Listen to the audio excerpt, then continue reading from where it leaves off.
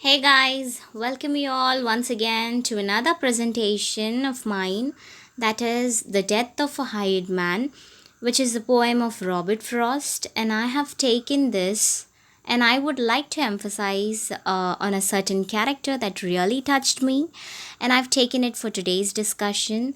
Before moving on to the character sketch of character which touched me, I would like to give a crux of the poem. That is, it is written in blank verse and it consists of a conversation between the farmer who is called as Warren and his wife who is named as Mary. They talk about their former farmhand, that is Silas.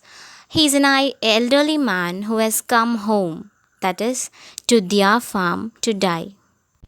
First, let us get introduced to the poet. He's Robert Lee Frost. He was an American poet.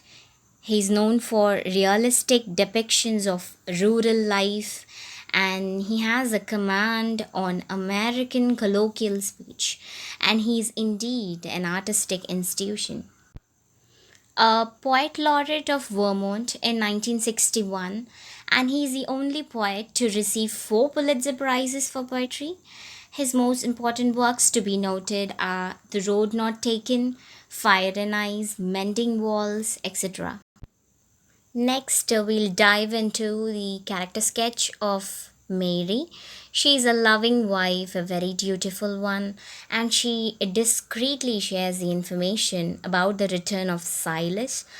She accepts the complaints regarding Silas but assures Warren that he won't bother him anymore. So, the very name Mary suggests something which I would like to say it represents Mary, maybe, Mother of God, in her qualities, assuring kindness and humanity through the female character in this poem. Robert Lee really portrays her in good books. She wants Warren to forgive Silas. This reflects her kind heart and merciful soul. Next, she becomes an interceder, of course.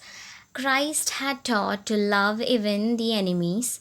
Silas, of course, could be forgiven. That is what Mary insists. In Christian belief, Christ intercedes for us to God. Mary intercedes for Silas in this text of in this a piece of poem to accept him even though he's a forlorn hound. Mary intercedes for Silas to Warren.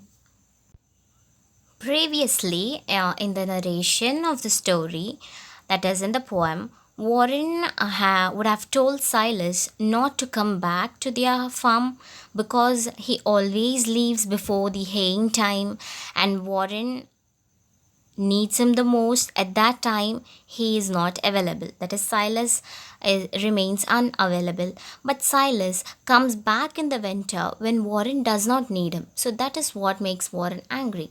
But Mary intercedes for Silas to accept him even though he's a forlorn hound. I have quoted a few lines here for your reference. Poor Silas, so concerned for other folk, and nothing to look backward to with pride, and nothing to look forward with hope. This saying of Mary in the poem rends the heart of the readers and makes us empathize with Silas. Finally, to conclude, Mary informs the readers that home is a place which cherishes you despite your misdeeds.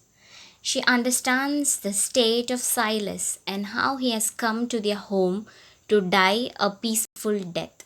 Frost, here in this poem, vividly pictures the caring motherly Mary in contrast to the practical Warren.